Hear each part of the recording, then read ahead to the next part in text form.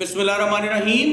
10th class students, आज हम exercise number 2.4 और इसका क्वेश्चन नंबर 2 डिस्कस करने जा रहे हैं। प्रीवियस वीडियो में हम इसका क्वेश्चन नंबर 1 जो है वो बहुत ही डिटेल से डिस्कस कर चुके हैं और हम बता चुके हैं उसमें डिस्क्रिमिनेंट के बारे में, उसकी नेचर के बारे में बहुत ही डिटेल में डिस्कस किया था। इसलिए इस वीडियो में हम जल्दी जल्दी डिस्कस करके तो इस एक्सरसाइज को ख़त्म करने की कोशिश करेंगे। पहला क्वेश्चन है हमारे पास, for what value of t, यानी कि आपने टी की वैल्यू को फाइंड करना है। The roots of 3x² + x + 9t is equal, ये आपको उसने क्वाड्रेटिक इक्वेशन दे दी आर रियल एंड इक्वल, यानी उसने खुद कह दिया कि रूट्स रियल और अनइक्वल तो हैं, आपने टी की वैल्यू फाइंड करनी। अब सवाल ये है कि आपको, जैसे कल का लेक्चर, इसलिए ही मैं कल बार बार ये कहता रहा कि मैंने वहाँ 4 कंडीशंस बताई थी कि ये 4 कंडीशंस आपको जरूर आनी चाहिए। उसमें ये था कि रूट्स जो हैं वो रियल और अनइक्वल कब होती हैं, तो उसमें ये कंडीशन थी कि जब आपका डिस्क्रिमिनेंट ग्रेटर देन 0 होता है तो रूट्स क्या होती हैं, रियल और अनइक्वल होती हैं। तो बस यही x² के साथ जो वैल्यू होती है वो a होती है, जो x के साथ कुछ नहीं तो 1 है, इट मींस इसमें b की वैल्यू 1 है और c की वैल्यू क्या है, 90। अगर आपने अभी तक पिछली वीडियो, प्रीवियस वीडियो नहीं देखी, उसको जरूर देखिएगा, वो समझेंगे तो ये बहुत ही आसान सवाल है और बहुत जल्दी से हो जाने वाले हैं, इसमें कुछ भी कॉम्प्लिकेटेड नहीं है। लेकिन प्रीवियस वीडियो को जरूर देखें ताकि आपके जो कंसेप्ट्स हैं वो क्लियर हो जाए। तो हम कहेंगे, हमें पता है, उसने बता दिया कि रूट्स क्या है, रियल है और अनइक्वल है। अब रियल और अनइक्वल कब होते हैं, अभी मैंने बताया जब डिस्क्रिमिनेंट ग्रेटर देन 0 होता है। ये डिस्क्रिमिनेंट का फॉर्मूला होता है। क्वेश्चन नंबर 1 अगर आपने किया है तो उसमें ये फॉर्मूला आपने बार बार लगाया होगा। तो b² - 4ac में b की जगह b की वैल्यू पुट करेंगे जो कि 1 है, a की जगह a की वैल्यू और t की जगह यानी c की जगह 90 पुट कर देंगे। अब ये 1 का स्क्वायर 1 हो जाएगा, 4 3 12 12 9 108 t हो जाएगा ग्रेटर देन 0। अब +1 goes to other side changing to -1।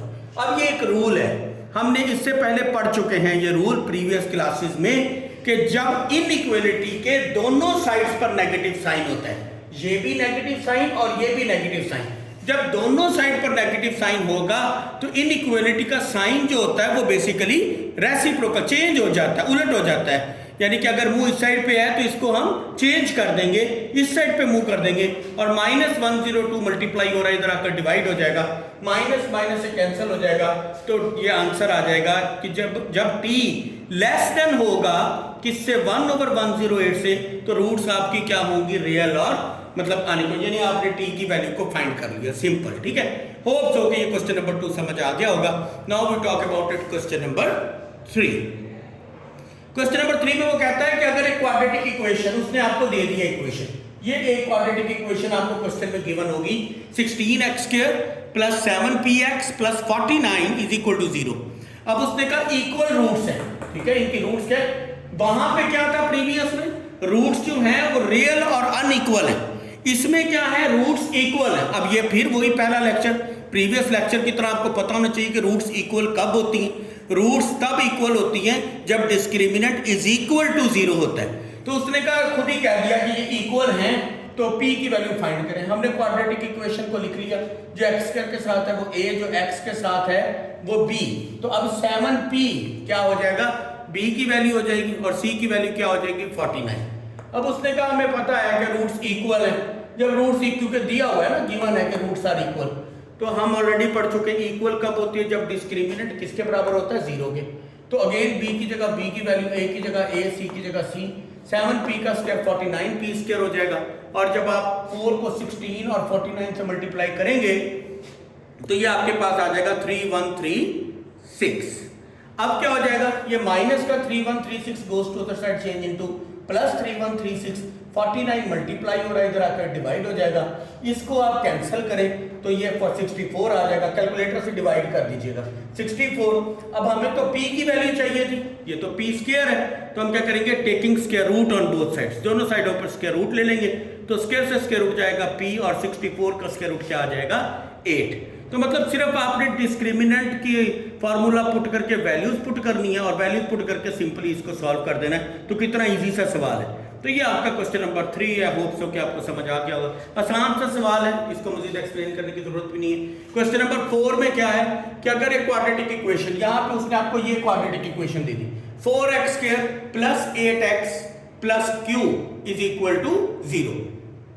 अब पहले में उसने कहा था रूट्स रियल और अनइक्वल है, दूसरे में उसने कहा था कि इक्वल रूट्स हैं, तीसरे में वो क्या कह रहा है अनइक्वल और रियल रूट्स हैं। ये पहला क्वेश्चन जो इस लेक्चर का है ये बिल्कुल उसी तरह ही है। हमने उसमें सीखा था कि रूट्स कब रियल और अनइक्वल होती हैं, जब डिस्क्रिमिनेंट ग्रेटर देन 0 होता है, ठीक है ना जी। तो पॉसिबल क्यू की वैल्यू फाइंड करें, तो वही क्वाड्रेटिक इक्वेशन लिख के जो एक्स के साथ है वो a, जो एक्स के साथ है वो b, और ये कांस्टेंट हो गया c। तो रूट्स अनइक्वल और रियल हैं, तो it mean discriminant greater than 0 हो जाएगा। b की जगह b की वैल्यू, a की जगह a और c की जगह c। 8 का स्क्वायर 64, 4 4 द 16q। अब ये प्लस का 64 इधर जाएगा तो माइनस का 16। अब ये रूल अगेन मैं पहले बता चुका हूं, दोबारा बता देता हूं। क्वेश्चन नंबर 2 में भी किया है, क्वेश्चन नंबर 4 में भी ये काम कर रहे हैं। जब दोनों साइडों पर नेगेटिव साइन होगा तो ये जो इनइक्वालिटी का साइन है इसको चेंज कर देंगे। तो -16 जब नीचे आएगा तो माइनस माइनस से कैंसिल हो जाएगा, 16 4 तो Q का क्या आंसर आ जाएगा, Q इज लेस देन 4। और लास्ट क्वेश्चन आज के दिन का वो क्या है, क्वेश्चन नंबर 5। वो कहता है find the value of m की वैल्यू फाइंड कर। अगेन एक क्वाड्रेटिक इक्वेशन उसने आपको दे दी है, mx² minus 8x plus 1 is equal to 0। अब रूट्स क्या है, रियल और इक्वल। हम पढ़ चुके हैं इक्वल तभी होती हैं रूट्स जब डिस्क्रिमिनेंट इज इक्वल टू 0 होता है। सिमिलरली x² के साथ जो था वो a हो गया, ये b हो गया और ये c।